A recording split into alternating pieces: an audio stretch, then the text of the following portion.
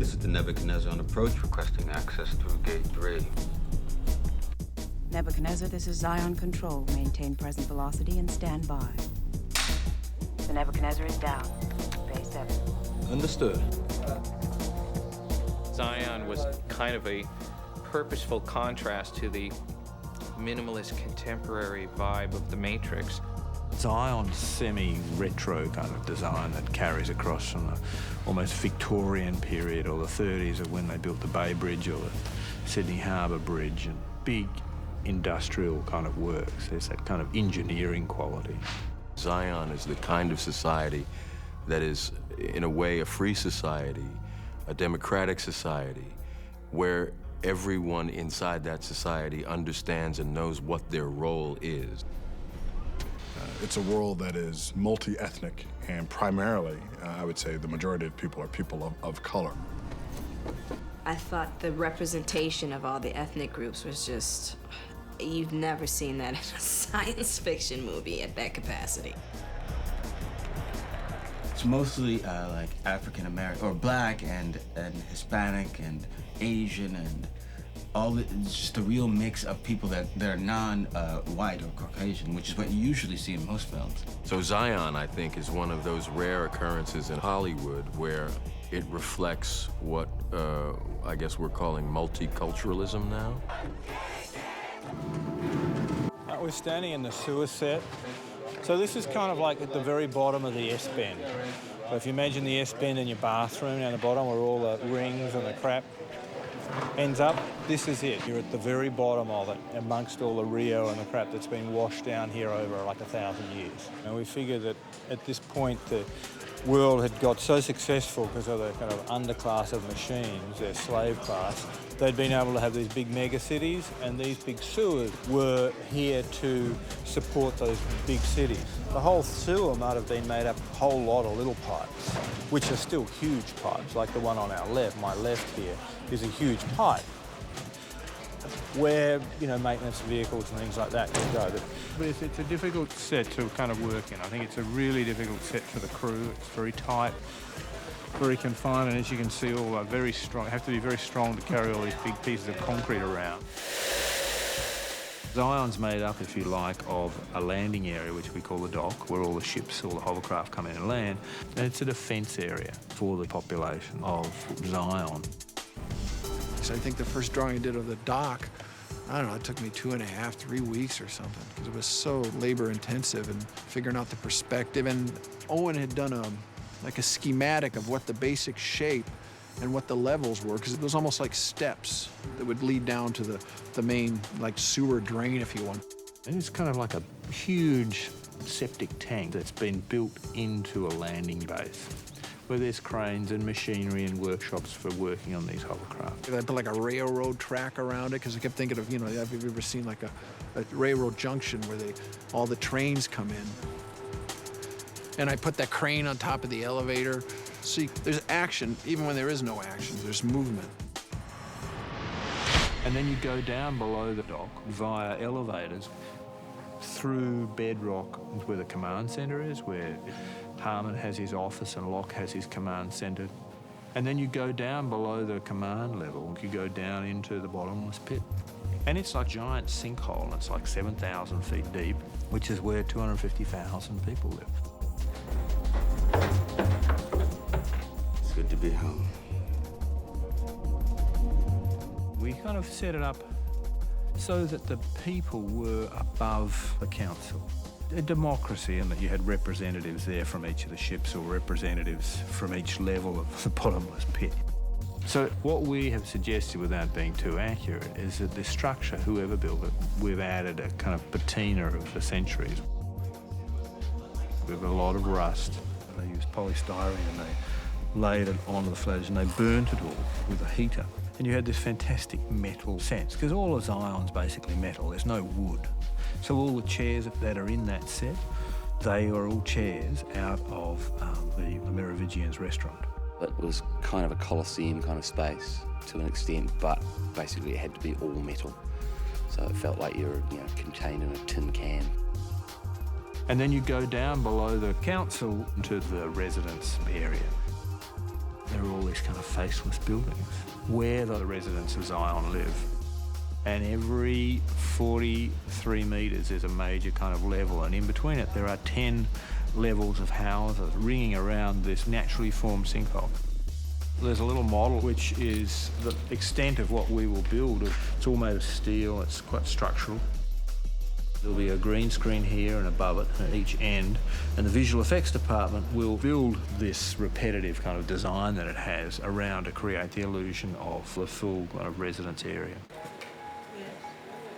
It is this thrown together, makeshift world that these people have been forced to live in, and they made the best of a fairly terrible situation. Where's my pussy? Hey! Hey!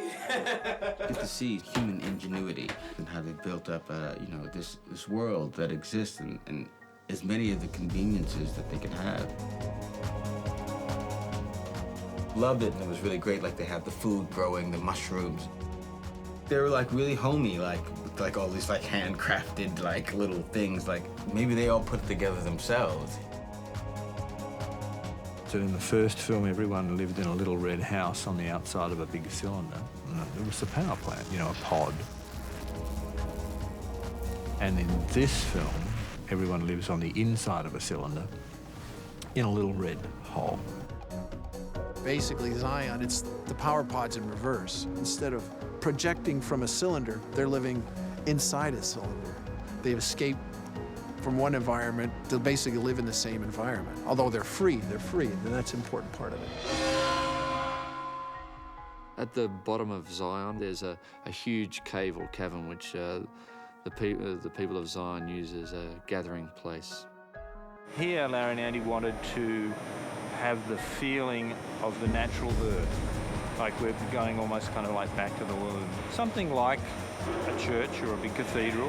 The super cool part about that particular space was creating it based off the pictures we found in National Geographic about massive underground caves and a lot of photographs of Bryce Canyon sort of rock formations. The cave is probably half a mile long. Through the use of visual effects, John Gator and his team will increase the height of what we have built to 300 odd feet right in the center at its highest point. Luckily, it's got fabulous acoustics, so someone just whispering can be heard all the way down at the back end. I give you more. And then you go down below the caves and they have what's called engineering. The engine room was sort of beautiful, strangely beautiful, heavily detailed, and almost convoluted underground world. Effectively a steam energy plant that is where the, geothermal energy is derived to power up the city. We based some of those environments off of Jeff Darrow drawings. Some of these drawings are like this big, and I'd have like this much done after a day. My theory is that the machine's purpose-built Zion for the human being, but you have to have balance within the system so that you could have a matrix. Within that, there has to be a sense of freedom or rebellion, so you have to have a Zion.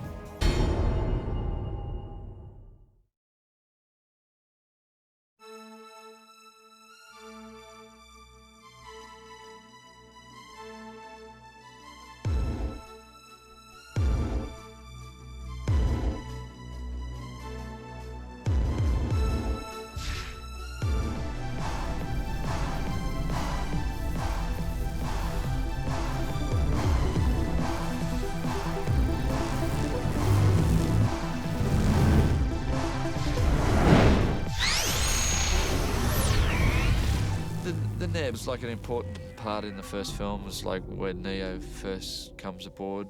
This is the main deck. In the first film, it was the only ship we saw, and in this film, there's many more ships. Some big ships on this, some small ships.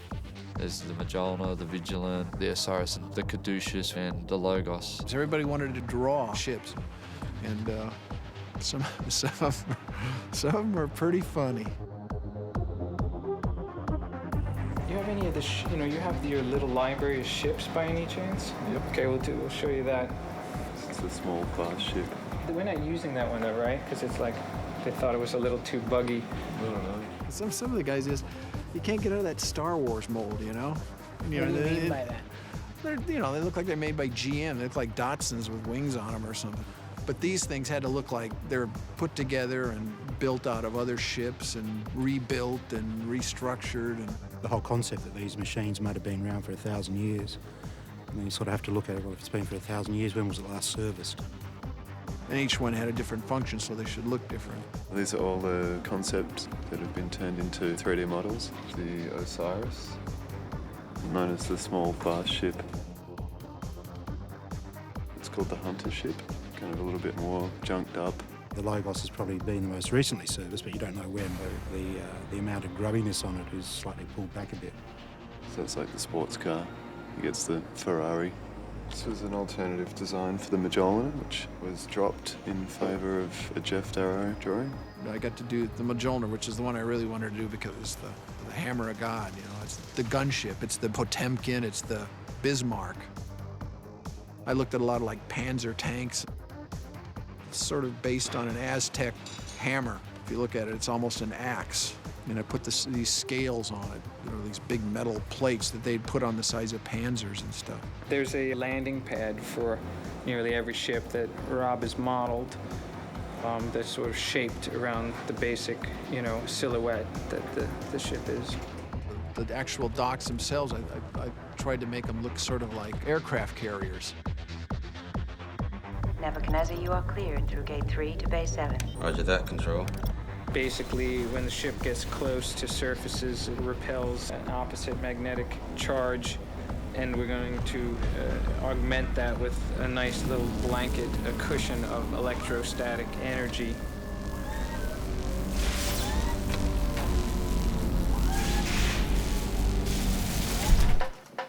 Colin? Yes? Can you switch that on, please, mate? The Neb is a four-man crew, which is why I think Link must be a super, super smart guy. Because in the first one, they had 7 other people there. They had all these other people to do all these jobs while some people were jacked in.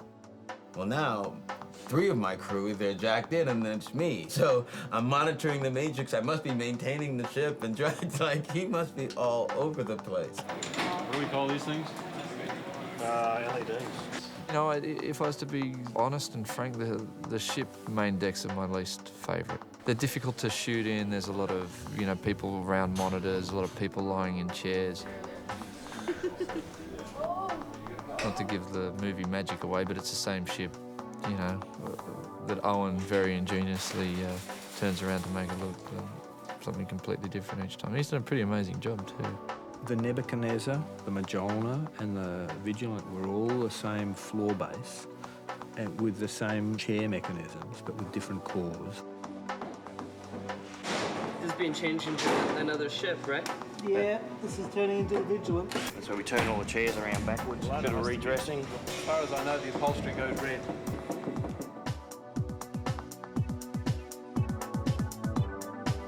Used to be the Neb, now it's the Vigilant. When was it built? 2106. The plaque off the Nebuchadnezzar had on it Mark III number 2. This is the core, where we broadcast our pirate signal and hack into the Matrix. And my intention when I picked those numbers was to say this is like a Jaguar, which is like a Mark IV Jaguar. But people took this as a reference to the Psalms, you know, Mark III number 2. And if you actually read those passages now, they actually have a kind of a relevance to Nebuchadnezzar. Well, Nebuchadnezzar was our ship, and Nebuchadnezzar was a powerful king, and he used to, you know, smite down cities. Well, the Nebuchadnezzar was a battleship, so there was a kind of a strange subtext within the subtext, in a sense.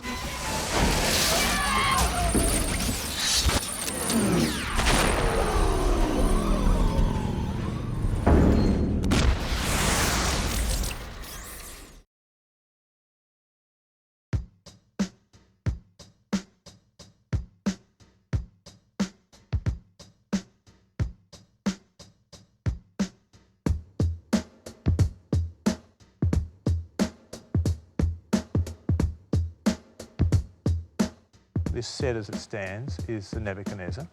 It looks pretty much identical to what it did in 1998, except it's been altered in a couple of places where it was damaged by the Sentinels. The interesting thing that happened with the Nebuchadnezzar at the end of the first film, it was in fact the only set that we were allowed to keep. And we packed it up, it was put into storage. And then Hugh Badeup, who's the senior art director, he was asked some months later, just before the film was released in America, to put it into shipping containers and ship it over to Los Angeles. And then they used the ship for doing publicity interviews. The design originally came from Jeff Darrow. He did a series of beautiful drawings of how all this should look and work.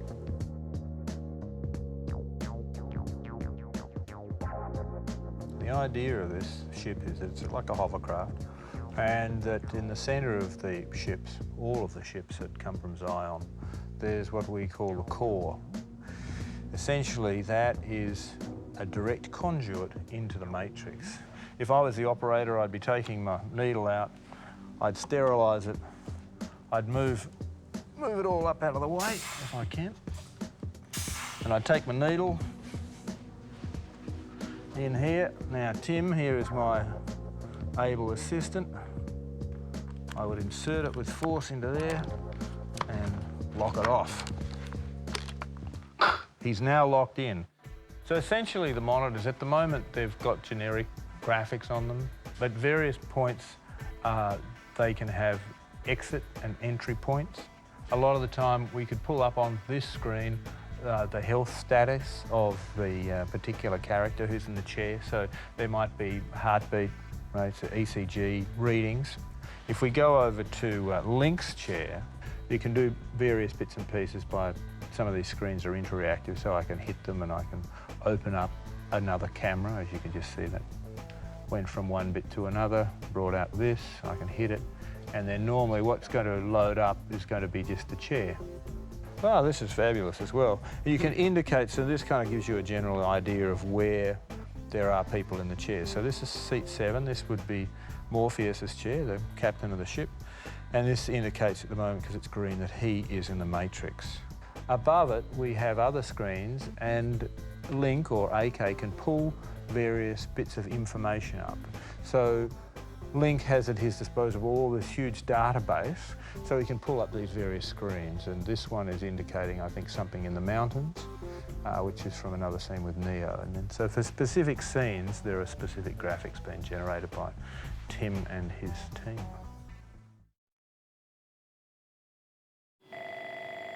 Everything else. Should I grab that? Yeah. Screen graphics? It's sort of somewhere between basic sec deck and a special effect. So there's times when it's literally just background stuff, no one pays any attention to it. It's literally just some blinking lights over the shoulders of the actors. But there's other times when the whole scene is based around what they're viewing on the screens. His neural patterns don't read like someone who's in a coma. We're known as the wallpaper department. Colour and movement. Colour and movement, that's all it's about. This is the screen graphics department. We're preparing for a scene in the rerouting facility computer room where the Vigilant crew come in and try and hack the main system. And so, you know, we not only have to set up the environment that they're in, but, you know, on their screens, the interface and what actually happens on their machines as they're trying to hack this mainframe system. So, you know, there's a fair bit of research that goes into all of this. We visited a power station and got some reference images. Just the kind of stuff you'd expect to see in one of these places, close-ups of the various screens. And it's always great to have, you know, design based on a sense of realism. We'll be producing graphics for the Nebuchadnezzar, the Majolna and the Vigilant, and of course the logos. Graphics will be one thing that's used to help differentiate and give a sense that, oh yes, we are in a different ship now. It does help in that space to have a different sense of colour and shapes.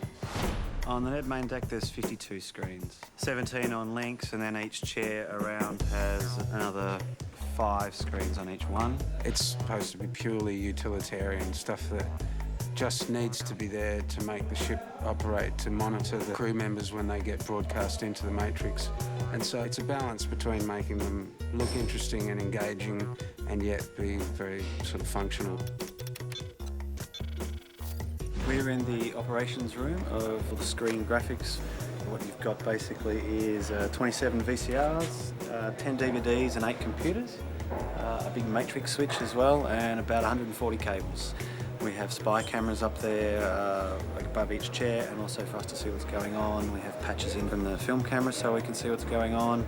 And we sit down here with all our consoles and make them all work and allow for the actor to be interactive with them. Keep moving, 65th floor. A lot of the screens are all touch panels, so they can actually physically make the graphics work from where they are. So if they have a fit of spontaneity and they need to touch all the screens, they'll actually react. They were a real great tool to have because they give you something to do as I'm doing things, or a sequence of things that go on, you know, and so it gives you real action. You're not just faking it. We spent a fair bit of time trying to get a system going in the cockpits where we hooked a joystick up to the main control that then got copied out to like 6 to 8 computers. The advantage of that was that the actors didn't have to try to follow the graphics. The graphics would follow them. Because if you've got a flying indicator that's going like that and they're going the other way, or it's sort of all not matched up. So the idea was to take it so the actors wouldn't have to kind of focus in on the graphics too much. They'd just follow their own movements. On the Majolna, there's a series of gun bays when they're under attack from the Sentinels. This one of one of the gunners. We have to think, well, what would a gunner need to combat these machines? So this is a mock-up that we produced very early in the piece, where we thought that each one of these screens might be an individual gun. Since then, we've had discussions with the directors, and they're saying this might be the center screen, but we want to see some other things around it. So we go and subdivide that, you know, those screens to provide information about, you know, temperature, ammunition, some sort of radar system, a map of the tunnel system. So we have to come up with each one of these and animate it, and that can be really difficult. Commander Locke, I got incoming. How can that be? In the command center, we know that these guys are going to be wanting or would be looking at particular information about the dock, what's happening in the dock, the siege with the Sentinels, and so we've created a bunch of radars that give them a real-time update of what's going on in the dock. Then there's information about the descent of the diggers. Basically, it's a matter of finding something appropriate for the set and for that moment in the film. I didn't have to suspend my imagination so much because I really had everything right there, you know, working for me. It's fantastic. Screen graphics.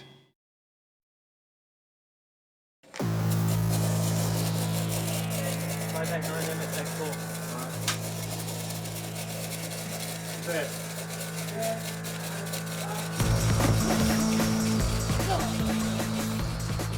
We wanted to do an old-fashioned fist fight, John Wayne fist fight.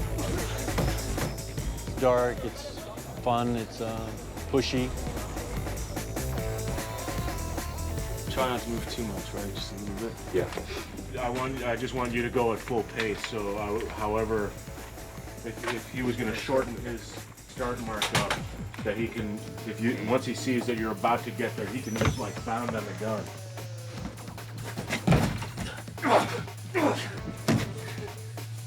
This is the only fight that takes place in the real world in which they have no powers. They're not in the Matrix. They're not writing code. They're not. They haven't injected any information into themselves. They're just fighting like two human beings would fight, like dogs. I'll be like in here. Yeah. I'll let you put your hand on me.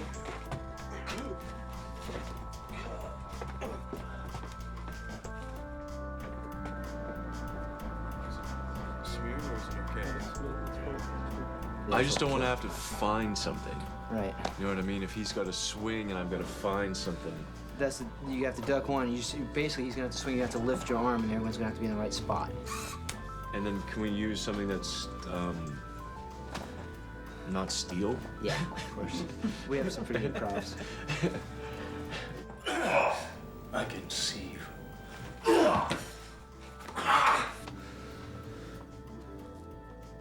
Feel good to wear that for a day?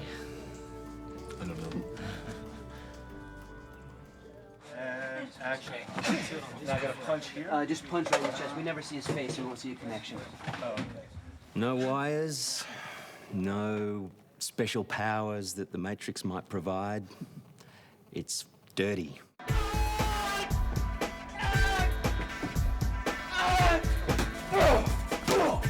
Using anything available.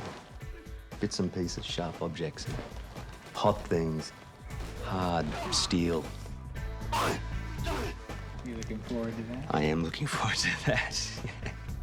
That fist fight takes place in sparks, so it's strobe lights all over the place, and so it makes the fight really surprising. You see blurred glimpses of a fight, which makes it really jarring and horrible and very real in a way. It actually looks like a real fight. It really looks like they've hurt themselves, and they get bloody, and their fists are bloody, and it's like all the things you never see in a real fist fight.